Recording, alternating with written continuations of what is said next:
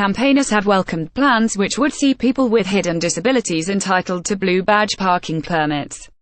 Older peoples and disability groups in East Lancashire said the scheme would help create parity of esteem for those living with hidden disabilities. Proposals by the Department for Transport (DfT) aim to make it easier for people with conditions such as dementia and autism to travel to work, socialise and access shops and services in England.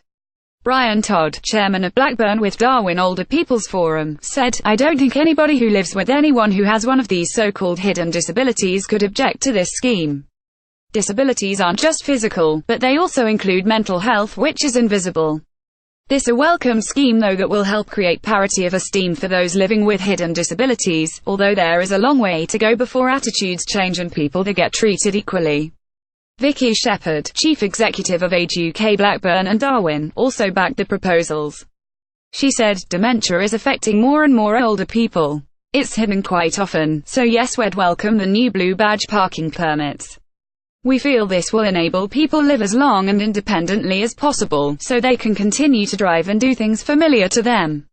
Sarah Lambert, head of policy at the National Autistic Society, welcomed the proposal and said amending parking permit access could be a lifeline for many autistic people, who often do not qualify under current regulations.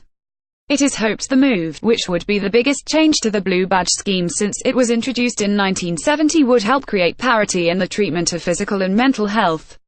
The changes being put to an 8-week public consultation also include Blue Badge assessments being carried out by a greater variety of healthcare professionals who can spot if mental health is causing mobility issues.